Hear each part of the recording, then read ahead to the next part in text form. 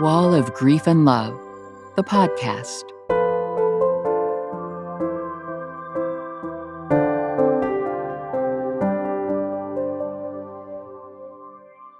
Welcome to the Wall of Grief and Love, a podcast about all things to do with the UK COVID Memorial Wall, half a kilometre of painted red hearts that runs from Westminster Bridge to Lambeth Bridge on the South Bank in London, commemorating those who have lost their lives to COVID in the UK.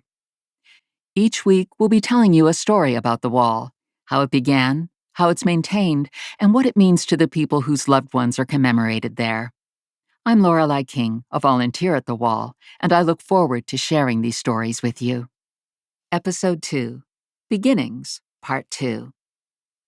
Last week, we talked to Oliver and James from Led by Donkeys, who were so instrumental in the creation of the COVID Memorial Wall, working closely with the COVID Bereaved Families for Justice, a group co-founded by Matt Fowler and Joe Goodman, who joined forces because of their shared grief.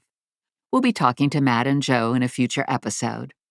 But today we're talking to Clara Collingwood, campaign manager and senior policy officer for COVID Bereaved Families for Justice. She had just started her job and was at the memorial on that very first day.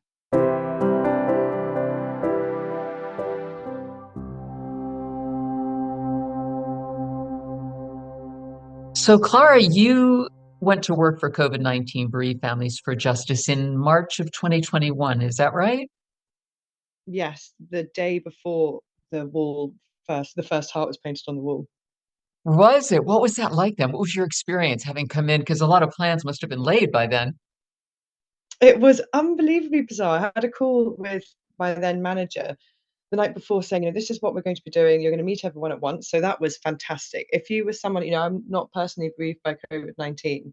And I'd come into this job mainly just as because it was an interesting area of policy and campaigning, an important piece of work, and to meet everyone in those first couple of weeks, to really kind of understand the community that I was going to be kind of serving as much as possible, if that's what you can call it, which you shouldn't, was an absolute blessing. But also in the phone call before my first day, you might get arrested. Probably won't get arrested, but if you are arrested, your job won't be on the line because it's part of your job. So, my family were a bit more alarmed by that than I was.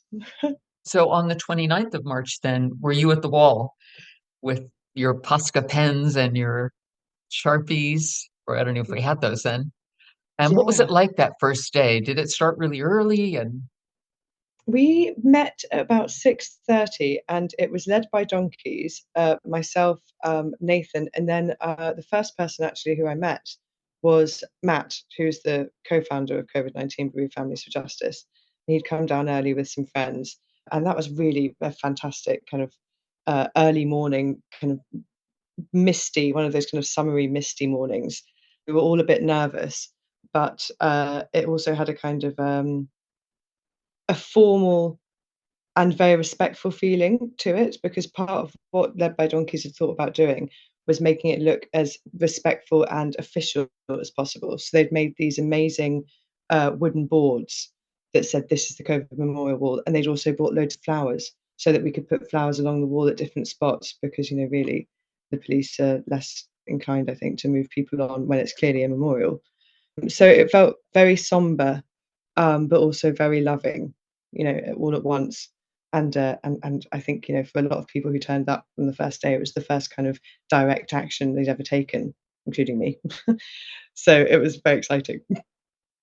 I think most of the volunteers were, I imagine, the bereaved who had been corralled through COVID-19 Bereaved Families for Justice. I can only imagine what it was. I didn't come till day 5, so I had a slightly different experience. But I wonder what it was like in that morning. What were the challenges? Did you face any challenges? You mentioned the police or Hmm. passersby. Did To be honest, on the first day, there was a nice amount of media there, and there weren't so many challenges. It really felt like something just very beautiful and positive. I think not least because the painting was literally of hearts, but the challenges came very, very quickly in the next couple of days, which were huge. Which was kind of one, that we were expecting just bereaved families to come, and that was the kind of the mainstay of it all. But over the kind of over the coming weeks, it became something that just the whole of London really wanted to be involved in, and utterly in solidarity. There was no question of, them not knowing what the hearts were there for. And I think it was put in Time Out as something to do over the bank holiday weekend at one point. So there was some challenges around just the management of Posca pens, which was kind of really a surprise, the kind of thing that you don't expect to have dreams about Posca pens. And they had to be recharged before they went on the wall. So someone always had to stand at a table and tap, tap, tap, tap, tap, tap, tap, tap, tap for as long as possible until your arms were kind of unbelievably stiff, and then send people out. And there's the odd challenge, I suppose, which is like, it's not maybe that nice to reflect on, but some people's hearts weren't very good. Oh, And at that point, we were taking a very strict approach with it. So we were kind of going up to like lovely families and saying, it would be lovely for your child to do a heart, but is your child capable of doing a heart? Which they were in the end, but that was an odd challenge. And then the other big challenge was that I don't think there'd been any planning at all for the idea that people would add names into hearts. It just hadn't occurred to any of us planning this. And not only did people start wanting to do that, which was fine, which meant we had to get Sharpies, but our wider membership who couldn't be at the wall wanted to have their hearts named added on as well. So then it was, we were running lists to volunteers to go and write names in, and then seeing, trying to find ways of kind of getting photos back to members in a kind of relatively timely manner. But that all was done kind of from, also because there's no other staff, that was kind of happening from laptops by embankment, getting splattered in paint as well. what did people say anything to you that day? Did people come up to you? I'm just curious to say what it meant to them or what the experience was like. Yes, I think that it was the very first time that, because we think about the fact that this was, 2 years ago, this was for many people the first opportunity, firstly, to kind of memorialize a loved one at all, because a huge amount of people were still waiting. This is something that people kept saying, was that they were still waiting for their headstones, for example, to be erected, because there was a massive kind of global shortage of headstones, which is kind of unbelievable to reflect on. And I think the other thing that people were really feeling is that it was the very first opportunity to come together as a group of people who have lost loved ones to COVID, not just within their own family, and to kind of recognize that this is something that has happened on such a large scale, but also that it is a community that, grief is love. And so it is a community united by love. And a lot of the time people came just to speak to one another. There was, people came, people would volunteer as well to do lots of parts for many hours, where they would kind of clearly be taking it as a space of reflection and would want to do so quietly and on their own and not speak to people. And then other times, and other people would be coming very explicitly to kind of share in this grief and love with other family members, with other members of the public. And what was also hugely moving were people who came just because they hadn't lost anyone, but who just wanted to do whatever they could to show solidarity with the community.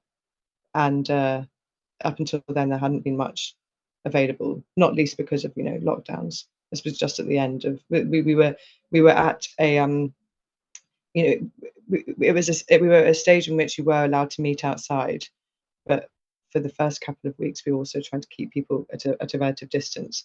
So it was also a very tentative time for a lot of people.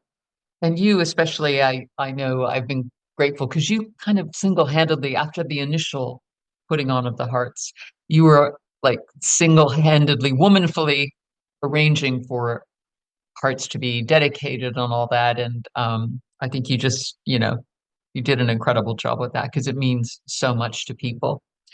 Having been so involved with the wall at its beginning, what do you hope for its future? Well, I think that when the wall began, we also didn't really have any concept of it being something permanent. It was just a kind of an expression of love in the moment. And there's no way that COVID bereaved Families for Justice, or me, or anyone, or even the kind of wider volunteers that we have who are spread out all across the UK, would have been able to maintain this as something permanent. And I don't think we even knew that there would be the demand for that.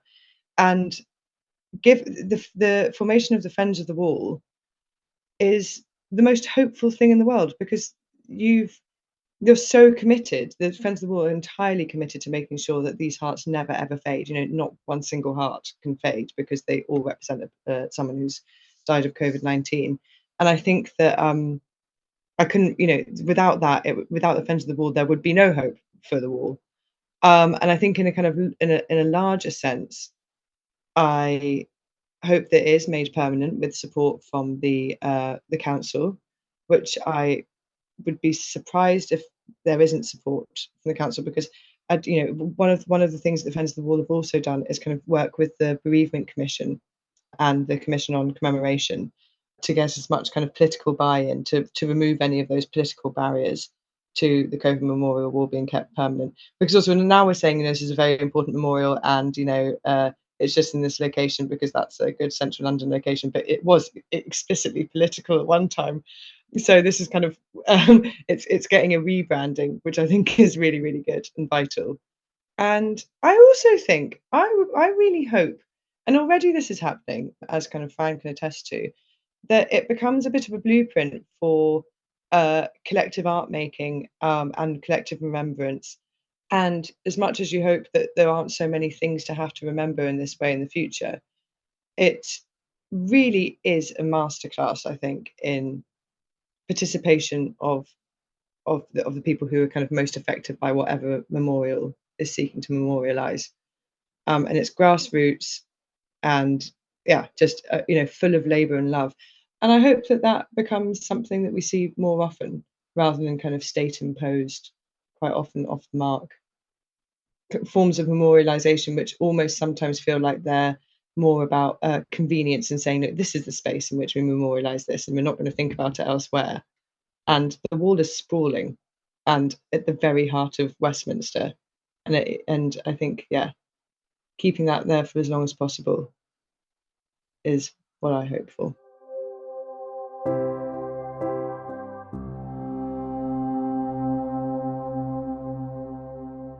To finish, let's hear from some of the volunteers who were at the wall in those first days. I talked to Fran, Michelle, and Amanda, who answered the call back in 2021 and who continue to volunteer at the wall to this day. And that's where I talked to them.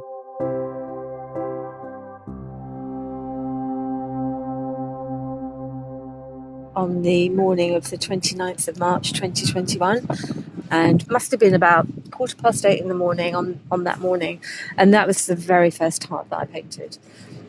And the co-founders of our group, Matt Fowler and Joe Goodman, started reaching out to activist groups and other people that could help them come up with some way of commemorating visually the number of people that had died, because it was such a horrific milestone to be passing.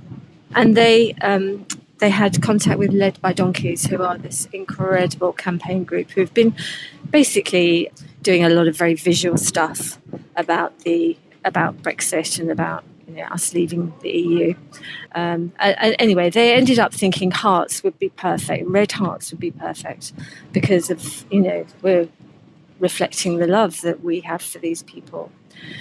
And then Ollie from Led by Donkeys set off looking around London to find a suitable location, and he cycled along this walkway along the embankment directly opposite the House of Parliament. And it was just like a light bulb moment, because the wall was long enough, it's a public place, it's away from the traffic. So they then set about buying, Led by Donkeys funded this originally, and the campaign group paid them back. They set about buying all of the red Posca pens in the country. And they bought them all, and it cost like tens of thousands of pounds. And then, because Led by Donkeys are very experienced in kind of owning a space where they're doing any kind of activism, they realised that in order to get away with doing this, which effectively is criminal damage, because we're painting on property that doesn't belong to us without permission, in order to get away with this, it had to be very carefully orchestrated. So they got tabards. So I'm wearing a tabard, you're wearing a tabard today. They had huge sandwich boards which said the National COVID Memorial Wall. They had enormous signs made out of very lightweight aluminium, I think, that say the National COVID Memorial. So they got those up on the wall very quickly. They put the sandwich boards out really quickly, and there were about 20 volunteers, and we were in groups wearing our tabards, wearing a face covering with a little red heart on, looking like we were official. And we knew that once we got some hearts on the wall, if we could do it very quickly, it would be very difficult for anyone to come and interfere with us. So it started as a guerrilla action. Absolutely, yeah absolutely. And it's come a long way. It's come a long way, and you know, hats off to those guys, because the PR machine just swung into motion. So as we started painting, unbeknown to us, our press office team were emailing all of the MPs, all of the media. By lunchtime, well, within a couple of hours, we had camera crews from all the main British TV stations were here. By lunchtime, the leader of the opposition was here. The mayor of Lambeth was here. There was it was happening. And it took 10 days. It took us 10 days. We had volunteers. We had about 1,000, maybe 1,500 volunteers to paint the exact number of hearts on this wall, as were the official figures that were released by the government. And families just, I don't know if it was a spontaneous thing, started writing their loved ones' names and dedications. Yeah, so this is the really interesting bit. So visually, it was just an idea to do a piece of public art of red hearts. And neither Matt nor Joe nor Led by Donkeys had realised that actually families would come and claim a heart. And then that, you know, the whole idea of it being a temporary installation then changed, because this, people attach such meaning to their heart, that this heart for many people was the only public, it was the only public recognition their person had lived. At that period, funerals were limited. People perhaps hadn't had a funeral. They couldn't have a headstone placed. We were coming in and out of lockdown. So I think we'd come out of the third lockdown. But yeah, it was a really difficult time. I remember I came late to the party. It was about 5 days into the action that I came, and it was feeling that, as you say, claim a heart. I just had this compulsion to write my husband's name in a heart. And where are we now? More than 2 years later. Yeah, 2 years down the line. We've redone. So between us, these amazing volunteers, including you, have repainted the entire wall with hearts, because the Posca pens are not set up to be permanent. No, they weren't. They were fun to use, but they weren't sadly up to They weren't that much fun. We had to do a lot of shaking. Do you remember the shaking? And then we had to prime each and dabbing the nib. So, but yes, the red of the hearts faded really quickly. So by August of 2021, we realised that we were going to lose the whole wall unless we did something about it. So we put a call out in the group. I don't know if you remember. We put a call out in the campaign group, the Facebook group, and people came forward and said, yes, we come and help. And we've ended up with a regular group of 9 or 10 of us who come every week, and we've basically repainted this wall with more than 200,000 red hearts, but this time with masonry paint. I just come on that first Monday. After rush hour, I was still too paranoid to get on the trains when they were that packed. And I arrived here at 11 o'clock and was greeted by Nathan, who gave me a tabard and a face mask. And we told him, obviously, that we were bereaved and we'd lost somebody. He approached me to Matt. I met Matt for the first time. And me and my daughter, Courtney, started painting hearts or drawing hearts on the wall. And we then come every day until the wall was opened. The plan at the beginning was never to dedicate a heart at the very beginning. And so we just come down and drew hearts every day. And I think it was maybe day 3 or 4 when I dedicated a heart for my mum. It felt very powerful being across the river from the House of Parliament. And, felt like we were actually getting somewhere. I came to the wall on the 7th of April 2021 when I saw the advertising on the COVID Bereaved Families for Justice page about helping do hearts, and So I ventured out for the first time on public transport since the lockdowns. So I was very apprehensive. Came down to do my brother's heart, who died on the 19th of March 2020, and my partner's aunt, April, who died in January 2021 in the second wave. When I came down, it was just immense, because by that time, near enough all the panels were filled with hearts, and there was many volunteers down here, many of which who I know who come here every Friday. Michelle was one of them, and it just drew me to tears, just the immense look of all the hearts of all we've lost. And it just gave me a real connection, because my brother hasn't got a grave, and this is like his headstone. So it's a comfort to the family. And my elderly parents came up to visit in October 2021 to see my brother's heart, and they were totally moved by the wall and its representation of our loss.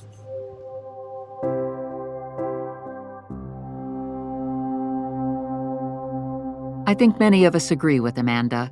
The wall is a comfort because of its beautiful representation of our loss. In that group, first up we heard from Fran, chair of our volunteer group, the Friends of the Wall. Then volunteers Michelle and Amanda. I'm proud to work alongside them and the other regular volunteers, Anne, Jill, Catherine, Kirsten, and Lynn. So that's it for today. In future episodes, we'll be talking to people about what the wall means to them and learning a little about the loved ones commemorated there. We hope you'll continue to tune in. In the meantime, you can visit us online at nationalcovidmemorialwall.org or follow us on social media. We're on Twitter, Instagram, Facebook, and Threads. If you have a loved one who died of COVID in the UK and would like a heart to be dedicated to them, message us on our Facebook page, The Wall of Grief and Love, or email us at covidmemorialwall@gmail.com. Till next time. Wall of Grief and Love, the podcast, was written and presented by me, Lorelei King. Today's participants were Clara Collingwood, Fran Hall, Michelle Rumball, and Amanda. Post-production is by Ross Berman, and original music is by Roger Planer and John McBurney. This is a Friends of the Wall production.